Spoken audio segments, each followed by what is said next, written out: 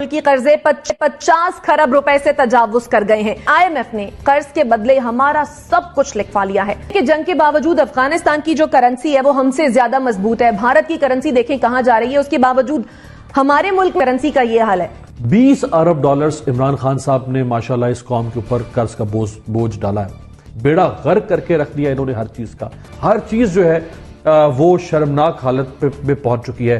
देखिए, ये तो अभी आगाज है। हम एक बहुत बुरे फेज में हैं और ये फेज हमें कोलैप्स अल्लाह ना करे कोलैप्स कर सकता है। माशी तौर पर हम दिवालिये भी हो सकते हैं। हद ये है कि हम पे लोग एतबार नहीं कर रहे कि हमारे पायलट्स की ट्रेनिंग अब ब्रिटिश एयरवेज वाले करेंगे। शाह महमूद कुरैशी साहब, हमारे फॉरेन मिनिस्टर साहब ने ये कहा है कि हमारे जो कर्जे हैं उनको रीस्ट्रक्चर किया जाए। हम दुनिया को ये कहें कि हमारे कर्जे माफ करें। पाकिस्तानी मईशत मुश्किलात से दो चार हो गई है। मुल्की कर्जे 50 खरब रुपए से तजावुज कर गए हैं।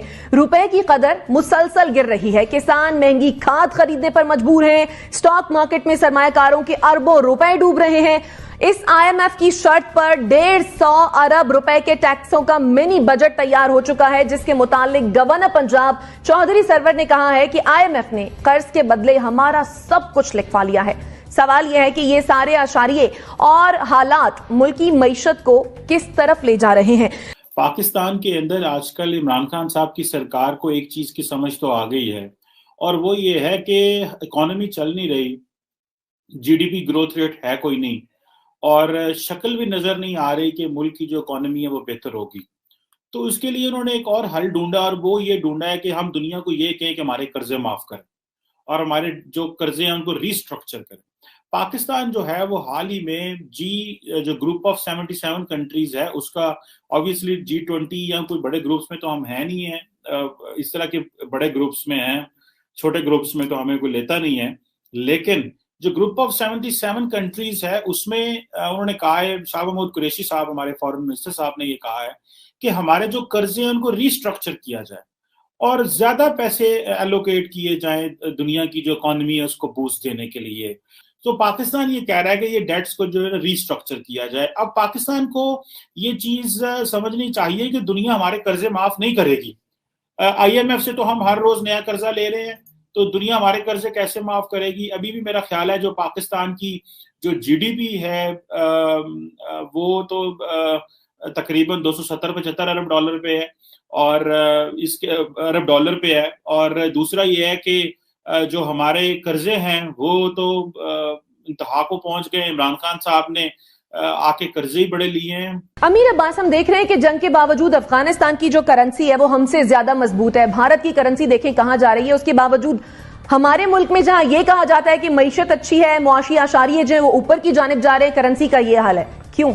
जी, मेरे लिए तो खुद ये ताज्जुब की बात थी। मैं जब आज से 1 माह पहले अफगानिस्तान गया तो अफगानिस्तान का 1 रुपया आपको पाकिस्तान के 2 रुपए के एवज हासिल करना पड़ रहा था।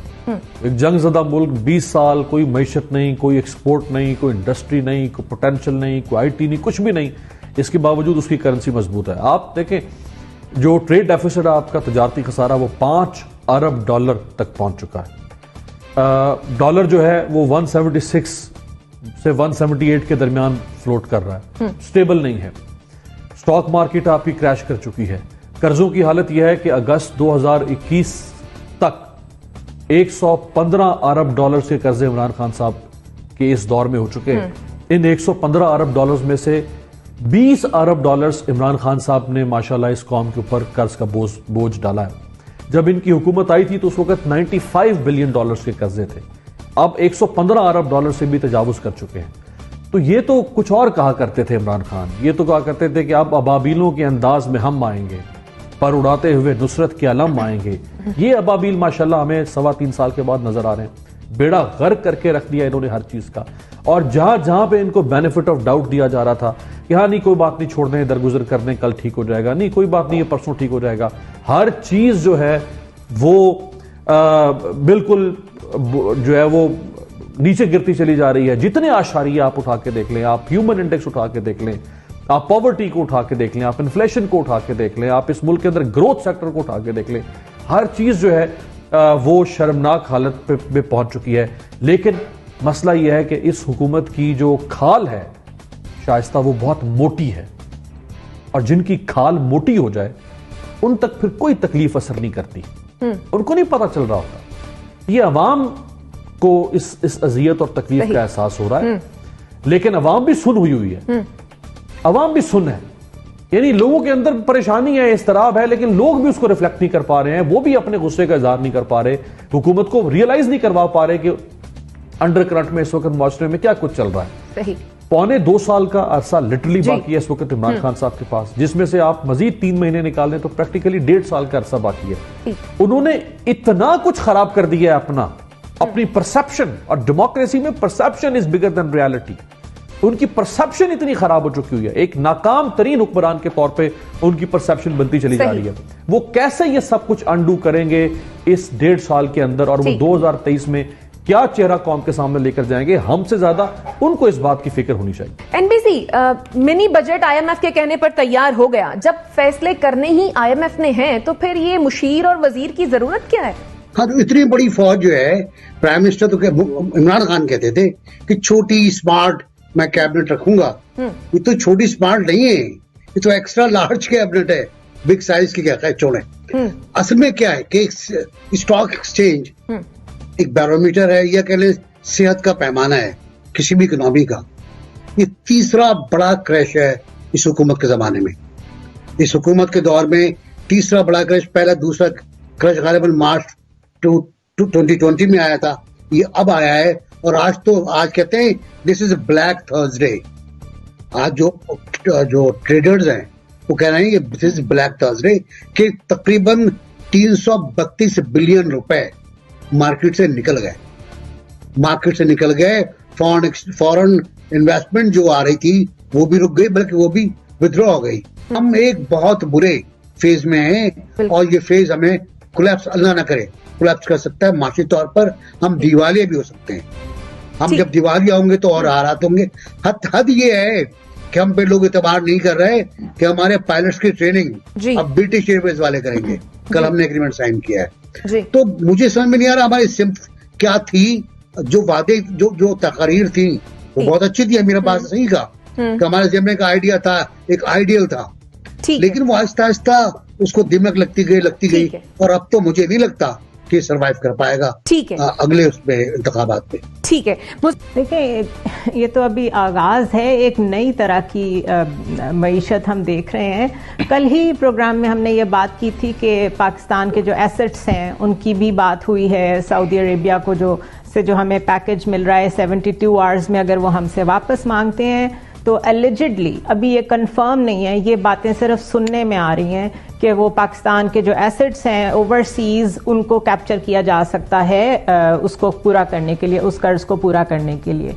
यही बात चौधरी सरवर ने और अल्फाज में कही है कि हमसे सब कुछ लिखवा लिया है। अब अगर आप 22 नवंबर के उन नेगोशिएशन, स्टाफ लेवल नेगोशिएशंस को देखें जिसमें हमारे मशीर ख़जाना गए हुए थे, तो उसमें जो 6 बिलियन का पैकेज अप्रूव हुआ है वो ग्रेजुअल मिलेगा, और उसमें आपकी पहली किस्त भी जो मिलनी है उससे पहले fiscal and administrative institutional reforms आप करेंगे उनकी मर्जी के तो मिलेगा। उसी में वो स्टेट बैंक की ऑटोनॉमी भी आती है जिस पे लोग बात कर रहे हैं। तो मेरा प्रॉब्लम ये है आप उनके साथ क्या एग्री करके आए हैं, ये तो मुझे आपको जानने का हक है कि अभी आपने उनकी पहली किस्त ली नहीं है और उससे पहले आप मिनी बजट ले आए हैं, और साथ हमें बता भी दिया है कि हर महीने पेट्रोल की प्राइसेस बढ़ेंगी, उसका पूरा फॉर्मूला भी बता दिया कि असल में वो इंटरनेशनल मार्केट की वजह से हो रहा है। तो मुझे ग्रीस का सिक मैन ऑफ यूरोप कहते हैं, ग्रीस को, इटली को सॉरी, बिकॉज उनको जब इस तरह का बेल आउट पैकेज मिला था, रोजाना उनका प्राइम मिनिस्टर स्कूटर पे बैठ के जाता था, उनसे डिस्कशंस करता था, और वो डिस्कशंस फेल होती थी और वो वापस आता था। 3 दफा they were denied the bailout package. उनके एसेट्स भी इसी तरह गए थे। इजिप्ट की इकोनॉमी का भी यही हाल हुआ था, और इजिप्ट में तो IMF के यही कारकुन जो हजरत बैठे हुए हैं, हमारे स्टेट बैंक के गवर्नर, यही वहां पे थे। तो जो इन्होंने इजिप्ट की इकोनॉमी का हाल किया है वो रेप्लिकेट हो रही है इधर। तो अगर इस मामले में सारी चीजें छोड़ के अगर ये बातें सच्ची हैं, वाकई ये सब कुछ एग्री हो रहा है, तो ये बहुत अलार्मिंग सिचुएशन है। जमील सहरवर्दी साहब, महंगाई है कि बढ़ती जा रही है, गुर्बत बढ़ रही है, बेरोजगारी बढ़ रही है, जो स्टॉक एक्सचेंज है वो क्रैश कर गई, स्टॉक मार्केट, इस मईशत के साथ आपके ख्याल में ये हुकूमत इलेक्शन में कैसे जाएगी? ओवरसीज के वोटों से। आज ही मैं अनिल मुशर्रफ साहब का वीडियो क्लिप सुन रहा था, आप तो शायद चौधरी सरवर साहब का वीडियो क्लिप सुनती नहीं है, मैंने अनिल मुशर्रफ साहब का वीडियो क्लिप सुना है।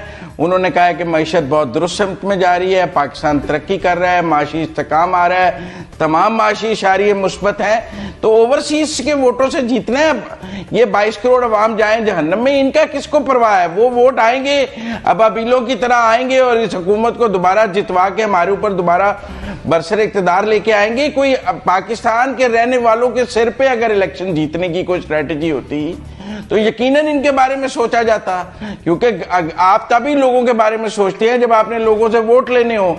जब आपने ओवरसीज से वोट लेने हैं तो मैं तो ओवरसीज के बयानात सुनता हूं आजकल, क्योंकि वो असल वोट बैंक है। और आज मैंने अनिल मुशर्रफ साहब की स्टेटमेंट का वीडियो क्लिप देखा है जिसमें उन्होंने कहा है कि सब बहुत अच्छा चल रहा है, तमाम माशी इस्तारिये मुस्तहकम जा रहे हैं और Imran Khan has done great, और उन्होंने बहुत मोजज़े कर दिखाए हैं माशी मैदान में। तो असल तो वहां से वोट मिलने हैं, कोई मैंने मेरे आपके वोटों से थोड़ी इस हुकूमत ने दोबारा बरसर इक़्तिदार आना है। अगर कोई पाकिस्तान के अवाम का दर्द हो और पता हो कि यहाँ रहने वाला 25-30 हजार 40 हजार की तनख्वाह लेने वाले का क्या हाल है इस वक्त, तो यकीनन वजीर आजम को परेशानी हो। लेकिन वजीर आजम को तो परेशानी है कि किसी तरह ओवरसीज का वोट बैंक आ जाए, किसी तरह ईवीएम लग जाए। पाकिस्तान का सबसे बड़ा मसला इस वक्त डॉलर की प्राइस नहीं है,